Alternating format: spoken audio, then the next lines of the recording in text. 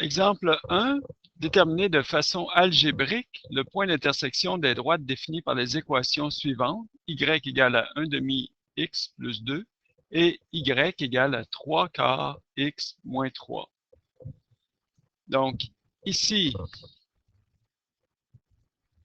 je sais que pour résoudre la question, au point d'intersection, les valeurs de y sont les mêmes, donc y égale à y. Ça me permet d'écrire que la première équation, 1 demi x plus 2, est égale à la deuxième équation, 3 sur 4 x moins 3. Donc, comme pour les autres problèmes, j'essaie d'isoler le x, donc envoyer les x à gauche.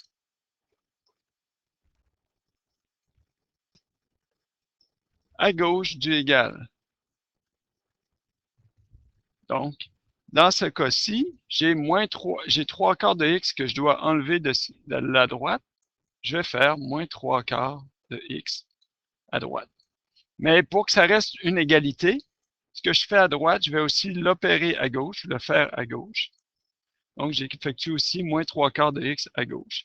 Ça va me donner, comme résultat, à gauche, 1 demi x moins 3 quarts de x et plus 2. Et à droite, tout ce qui me reste, c'est la valeur moins 3, parce que j'ai 3 quarts auquel j'ai soustrait 3 quarts de x. Donc, maintenant, 1 demi-x moins 3 quarts de x plus 2. Je vais prendre le 2 et je vais l'enlever parce que je veux pas avoir de nombre à gauche. Donc, je vais faire moins 2 à gauche pour enlever le 2. Je dois faire aussi moins 2 à droite pour que ça reste une égalité. Donc, on va obtenir 1 demi-x moins 3 sur 4x est égal à moins 3 moins 2 fait moins 5. Maintenant, je dois mettre ensemble les x. J'ai 1 demi-x et 3 quarts de x. Pour les mettre ensemble, ou pour les soustraire, si on veut, je dois avoir un dénominateur commun.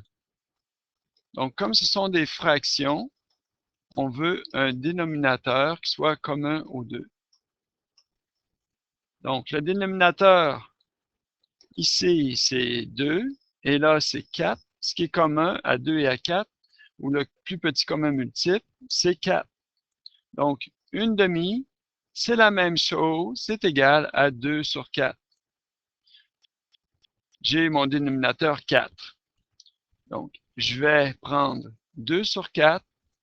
Au lieu d'avoir 1 demi-x, je vais avoir 2 sur 4x, qui est la même chose. 2 sur 4, c'est équivalent à 1 demi. X moins 3 sur 4x égale à moins 5. Mais je peux les soustraire parce que là, maintenant, ils ont le même dénominateur. Donc, 2 sur 4 moins 3 sur 4, ça va me donner moins 1 sur 4 de x. C'est égal à moins 5. Donc, il me reste à enlever la fraction devant le x.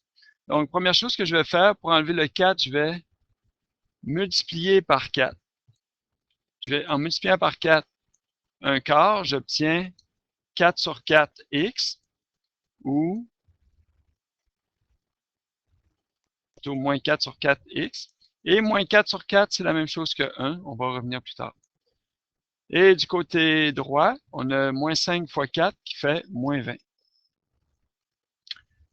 Donc, moins 4 sur 4, c'est la même chose que 1 sur 1. C'est un entier.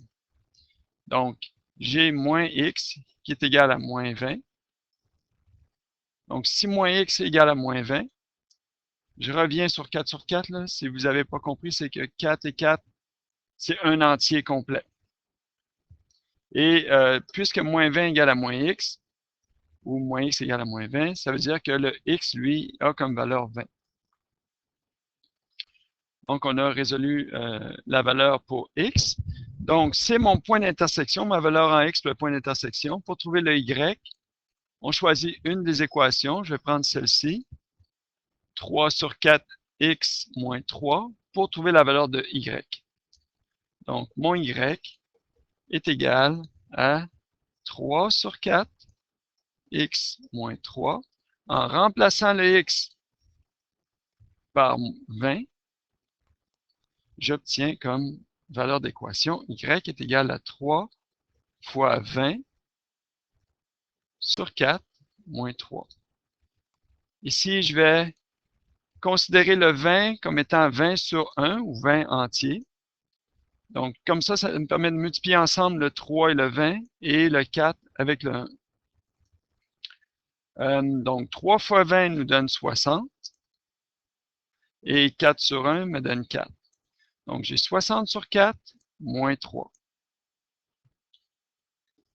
Maintenant, 60 sur 4, on peut le diviser. 60 divisé par 4 va me donner 15. Et il me reste moins 3. 15 moins 3 donne 12.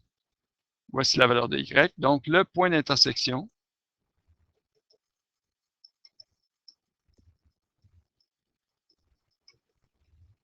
est